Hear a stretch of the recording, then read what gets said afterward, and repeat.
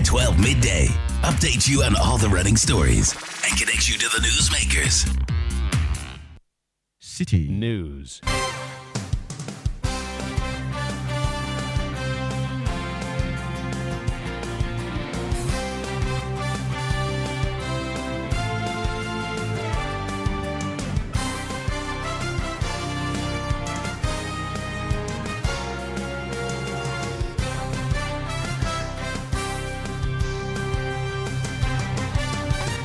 It's midday. Hello, good afternoon, and welcome to the Citi Prime News. We're coming to you live from our studios at number 11, Dr. Martin Loop in Adabraka, Accra. My name is Ajua Tinkrama Domina. Coming up.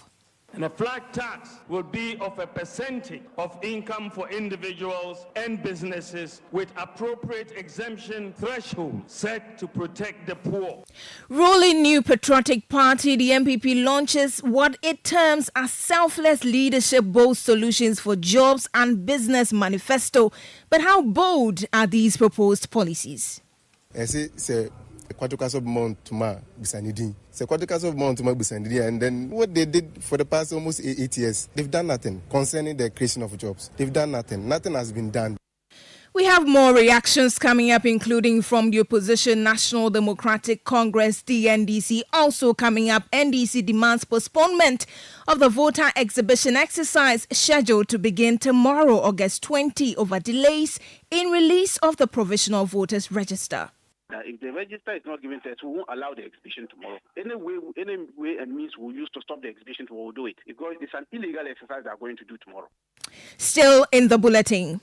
We want their vote. We go to tell them sweet stories. We go to promise them before these poor people. And at the end of the day, what is due them will not be given them. We want them to die.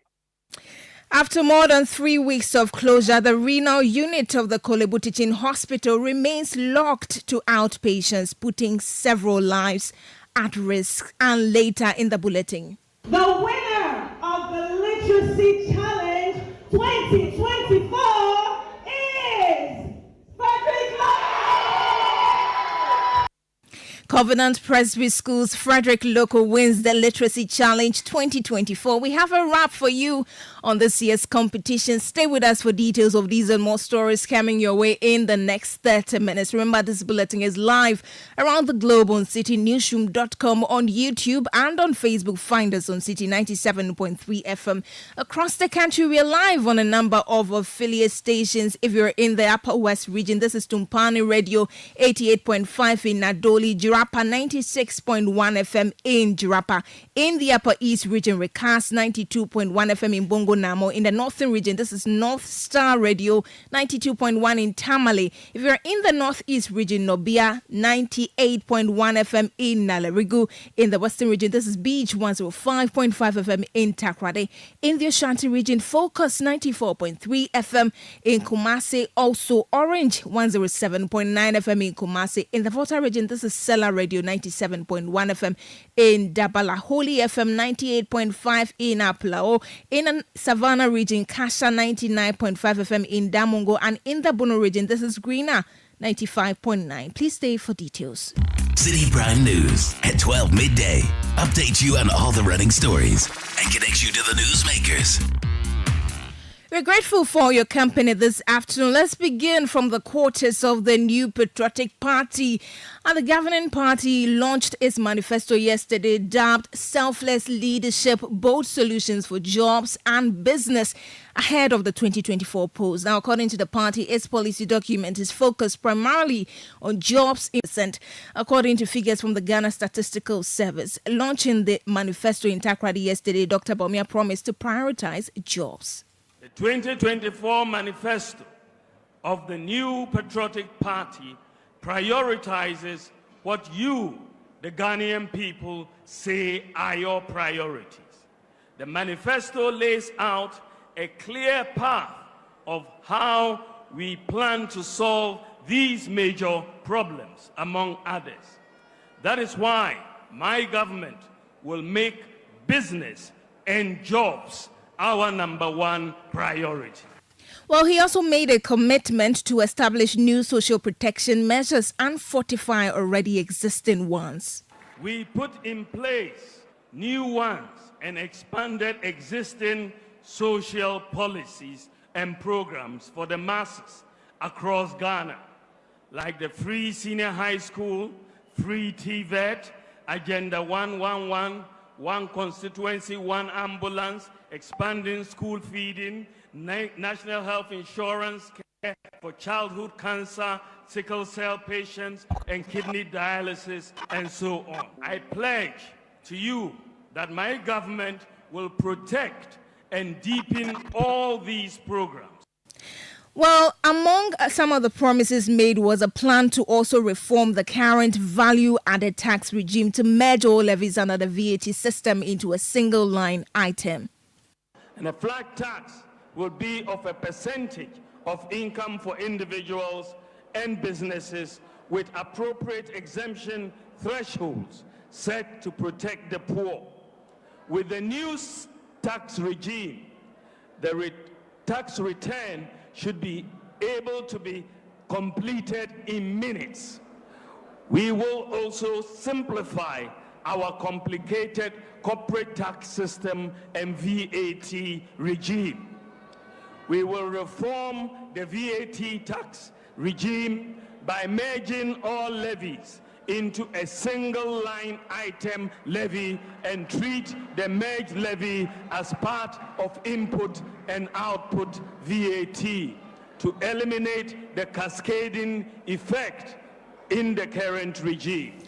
Dr. Mahamudu Bawumia is flag bearer for the New Patriotic Party, launching the party's manifesto for the December elections. Well, a lot of reactions have been coming in. Let's begin with tax analyst Francis Timoboy, who believes that while reforming the VAT system is a fantastic idea, the Vice President needs to show the political commitment to implementing this even before the December elections. His proposed reform of the value-added tax regime by merging all levies into a single line levy and also treating the merged levies as part of the input and output VAT to eliminate the cascading effect of the current system, for me, it's a fantastic one because we've been advocating and asking for this for a very long time. If you look at the changes we made in August 2018, it was so unfair to businesses and consumers in general. So it's a good one. Currently, businesses have to pay 6% of every purchase of goods and services. And it is worse when you import and you are supposed to pay VAT on imported service. You realize over the years, we keep stating that there is a fundamental principle in consumption tax that businesses are not consumers. They are normally used as agents to collect the taxes. So they are allowed the input VAT so that the burden on all consumption taxes are shifted to the final consumer. But in August 2018, we separated it and then made our 6% as cost to businesses, which means that it's going to, increase the cost of doing business. And so for me, it is a very good thing that he's going to do, or as he has proposed. The question is, how do we get to the commitment? I wish he could make that proposal now to Parliament for consideration even before the elections, because this is so critical that whoever wins must do this for business and also for consumers. Francis Timoboy is a tax analyst. Well, for the Association of Ghana Industries, the AGI, the Vice President needs to immediately put in motion his promise of scrapping some taxes in the country. Speaking to City News Greater Accra Regional Chairman of the AGI, Chonam Apelu, stated that the presidential aspirant should demonstrate his commitment to these promises by initiating them now. We've heard the major political parties talk about this scrapping, for example, e-levy. And our view is that if they are all determined to do it, then it is important for them to take the steps to do it now. Because it is important that some of these burdens are taken off industry to allow us to reduce the goods of services. Because all of these tax burdens, we have to shift it mostly to the consumers, making the price of goods and services high in the market. And we're saying that if all the political parties are so determined to scrap e-levy, for example, they should do it now. And all of these measures that they are proposing, we are expecting that they should have it done now. A day in business is as important, because every day we are incurring costs. And the reason why we encourage so much cost is because of the high level of taxes that we have to deal with on daily basis. So we would prefer that some of these measures, government begin to implement them now than rather postpone it to after the election. Chanam Akpelu is the Greater Accra Regional Chairman of the Association of Ghana Industries, the AGI. Well, still on CSOs, the President of Imani Center for Policy and Education, Franklin Kujo, is calling on the New Patriotic Party to attach clear estimations and timelines to the policies outlined in its 2024 manifesto. While Mr. Kujo praised the flat tax proposal, he stressed that Ghanaians need to know the specific figures and targets the NPP aims to achieve with it. It appears to me that we still don't have certain numbers, estimations as to some of the things he wants to do. First of all, he thinks, and I agree with him, that most of these could be solved by not just government, but even the private sector, which is a good thing. The private sector partnership is a useful thing. Unfortunately, the partnership they want to strike in the private sector constitutes just about 3% of GDP. I don't know whether they've calculated those figures, because I was on another program with the vice chairman of the manifesto committee, and he said he doesn't want to commit numbers, but it looks as if this particular one, they've committed 3% of GDP, whatever size, whether it's 30 billion cities or 40 billion cities, we'll get to know. But that's all they want to commit to the private sector. We can quibble over that, because I don't think that's even enough, given how wasteful governments are. But it looks to me that in the course of trying to execute this whole private sector leading stuff, he also talks about taxes, which is a function of the cost of living, really, because taxes, the humongous taxes, the innumerable taxes we have are quite annoying. He says we do away with some of them. But it appears that we still don't know what estimating in terms of value, in terms of percentage that he wants to ascribe to his flat tax revolution. The flat tax revolution is a beautiful idea, by the way. I support it 100%. But we need to know, 7 years in past, you would have known how this economy works and oscillates. You should now have estimations as to how much these percentages they're going to charge for whether for flat tax, you have to segment it. That's what they want to do. We didn't get that sense of estimation and even the period through which these things will be done. Well, Franklin Kujo also disputed Dr. Baumia's claims that unemployment rates were higher under the previous NDC administration than they are now. I mean, there's no way, it's not true that unemployment at the NDC was higher than the NPP. I mean, let's face fact. Look, at the time John was leaving office, I mean, unemployment was what? It was around 4-something%, right? It's 5 or 6, something 4 there about. I checked. But I do know that the figures I've seen so far, there's about 3 times what we're experiencing right now. I mean, it's not the time to be doing these kinds of comparisons that do not help anybody. Unemployment today is higher than before. In any case, the economic decisions of this government has actually pushed almost 1 million people into deeper poverty. Franklin Kujo is president of Imani Center for Policy and Education. Let's take more reactions, but this time from their political opponents, the National Democratic Congress, which is urging Ghanaians not to be swayed by the manifesto of the New Patriotic Party.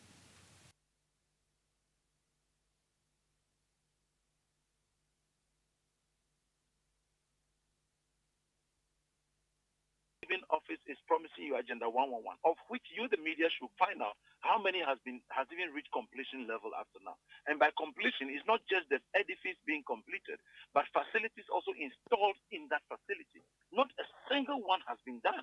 That is why it should be of concern to us to continue drumming home the needless exercise of going to dig a hole and investing over $58 million there and not doing anything when students are still learning under trees, when people are finding it difficult to pay their medical bills, amongst other things.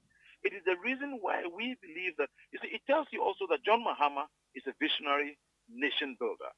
He is not throwing out everything at all they have done, because he feels that Ghanaian taxpayers' money was invested in projects like the Agenda 111 and cannot be left to rot.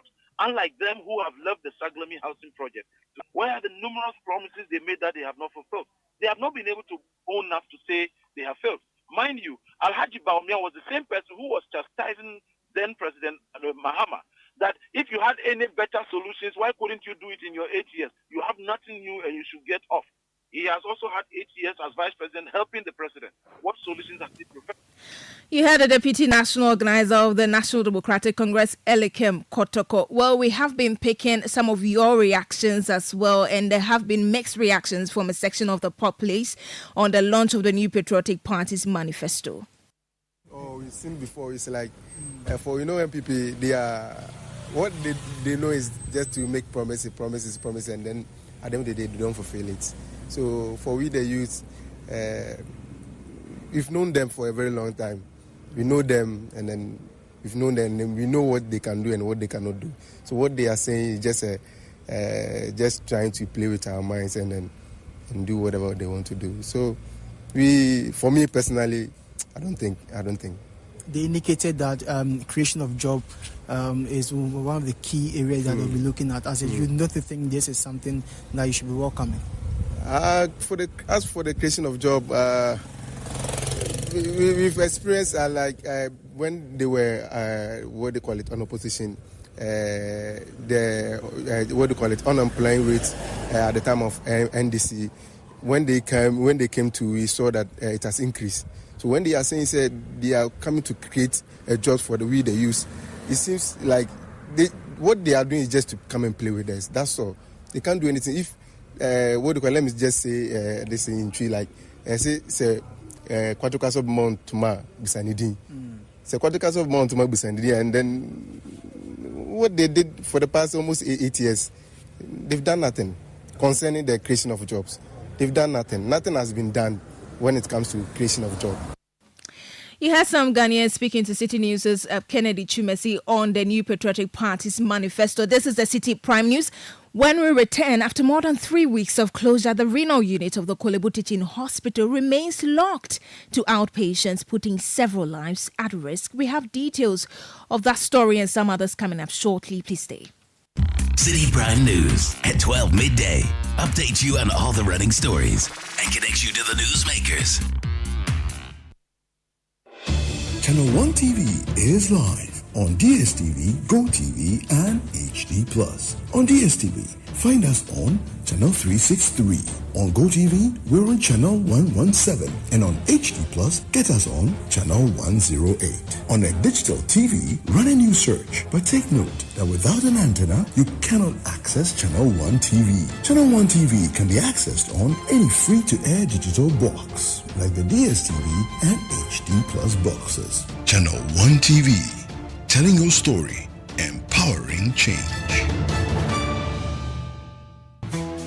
Imagine a one-stop shopping experience for all things made in Ghana at the This Is Ghana Exhibition 2024. Get ready to explore the remarkable fair to showcase the rich diversity, talent, innovation, and mastery of made in Ghana products and services with the This Is Ghana Exhibition 2024. Now, Channel 1 TV and 97.3 Citi FM invites you to immerse yourself in a vibrant showcase of authentic Ghanaian products and services in the biggest trade fair and exhibition for local SMEs, startups, research and manufacturing industries, homegrown businesses, and indigenous corporate bodies that Ghana has ever seen. We shall promote, we shall support, and patronize various Ghanaian products, solutions, and services that are redefining the views on indigenous products and their packaging across all sectors. The date, 31st of August and the 1st of September 2024. The time is 10 a.m. to 5 p.m. each day. And the venue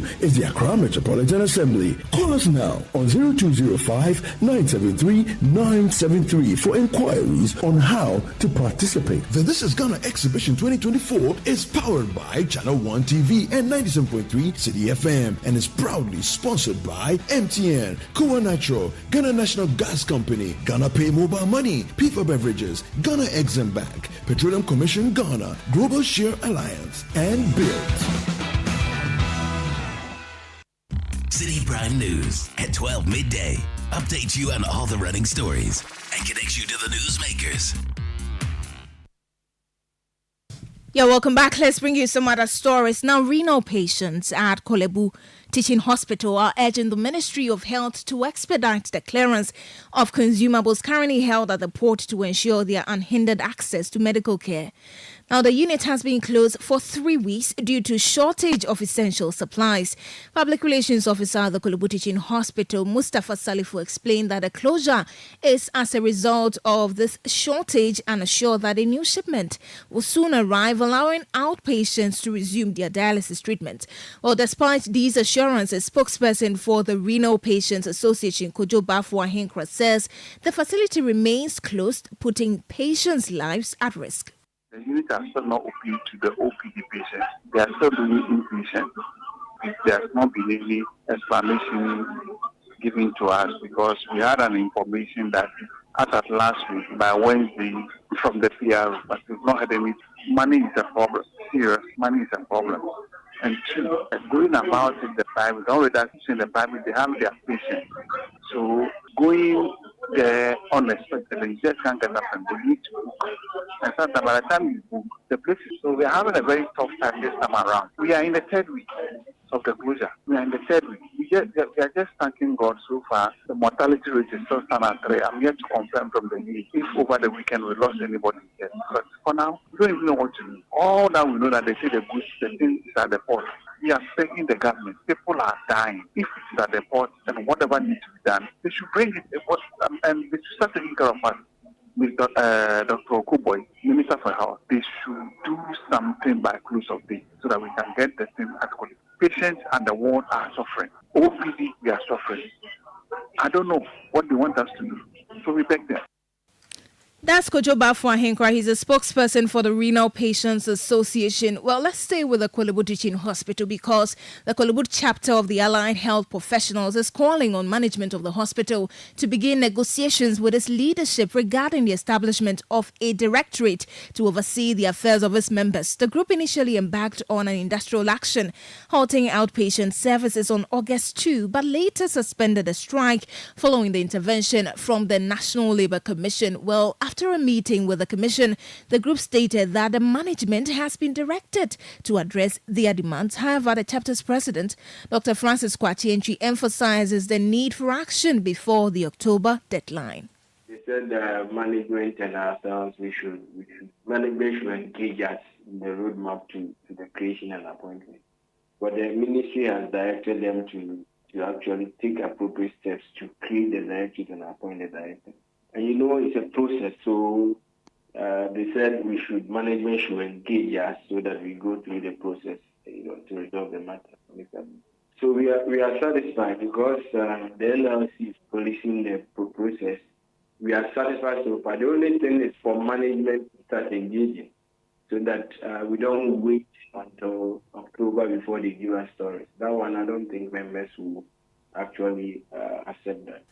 That's the president of the Kolobu chapter of the Allied Health Professionals, Dr. Francis Kwachi Entry.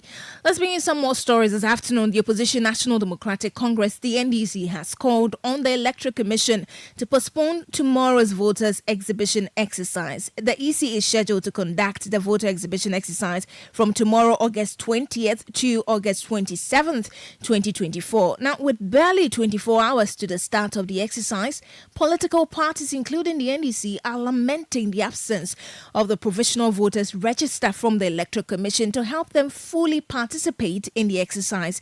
Deputy Director of Elections and IT for the NDC, Dr.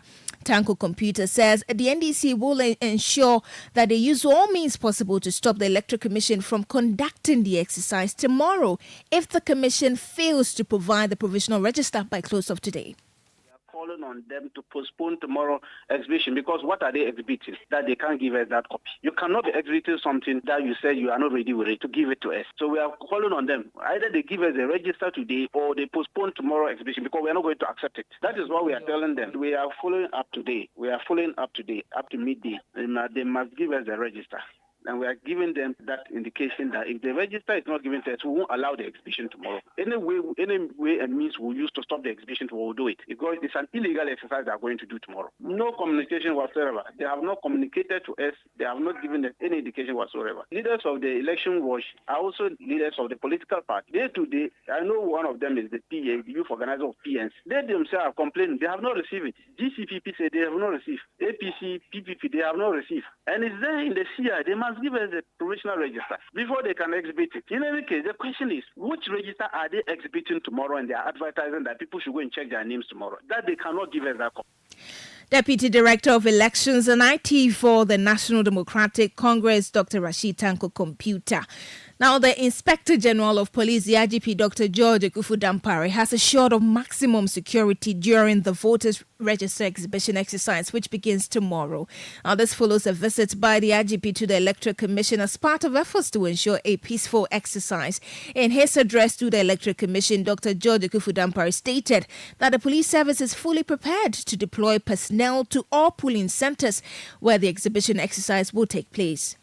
Going forward, in terms of the voter register exhibition that we are working on starting from tomorrow, we want to give the assurance that across the 38,622 polling stations, we are deploying at all the places, and we have rapid response team go and also manage any situation with the escalation mindset, so that at the end of the day, with the 7 to 8 days exercise that we are going to have, it will be successful, it will be peaceful, and it will add something positive to all the positives we have achieved as a country for ourselves and for the African continent. We want to use this to urge all the stakeholders, especially the political parties, that all the issues, all the concerns that they may have in the course of this part of the process, they should ensure that we use due process, treatment of within the law to handle every situation. We don't want to see any situation where anybody will make an attempt to take the law into his or her own hands. If that happens, we will work within the law to deal with the situation. Well, the IGP also assured all stakeholders to remain calm as the Electoral Commission works to resolve any challenges that may arise. We want to use this to urge all the stakeholders, especially the political parties, that all the issues, all the concerns that they may have in the course of this part of the process, they should ensure that we use due process, treatment of within the law to handle every situation. We don't want to see any situation where anybody will make an attempt to take the law into his or her own hands. If that happens, we will work within the law to deal with the situation. And we ask the good people of this country to support us in this regard. That's the Inspector General of Police, Dr. George Ekufu Dampare. Now, before we go, the grand finale of the Literacy Challenge 2024 came off over the weekend with 15-year-old Frederick Loko, a student of Covenant Presby School in Accra, emerging as the winner. He triumphed after competing against 9 other students who also advanced through a rigorous process that included an aptitude test and 4 quiz rounds. Now, Frederick Loko scored 63 points, earning him the top spot. His prizes include 10,000 Ghana cedis, a trophy, a 6-month supply of Weeby Crunchy biscuits, and additional rewards. There's more in the following report. Over 1,000 junior high school students submitted entries for the Literacy Challenge 2024. Following an essay competition, the best 50 were selected for an aptitude test. On the basis of the test results, the organizers pruned the number to the top 10 candidates. During the final of the competition, the students faced off in a tense 4-round quiz competition involving questions on current affairs, literature, mathematical reasoning and science. In the end, Oliver Kwachiamwa of Jaira International School came third. I was very confident I'll major as the winner, but it's a quiz, so the best person can win. In second was Lillian Nakisha Amwakon of Silicon Valley School. I mean, I'm very, very, very happy.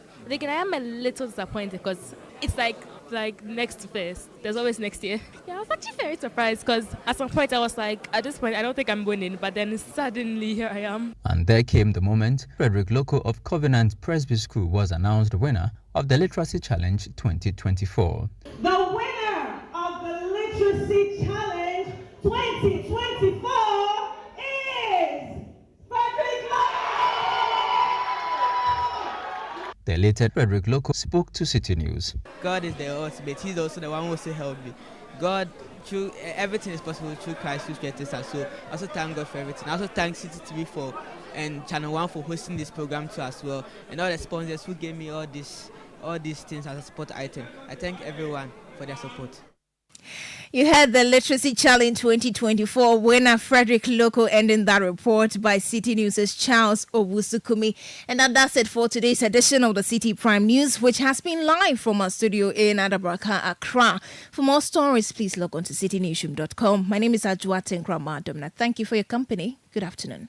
Citi News, we speak first. Reach our hotline on 0302 224959 and get interactive on Facebook, Citi 97.3 FM, and on Twitter at Citi 973. Channel 1 TV.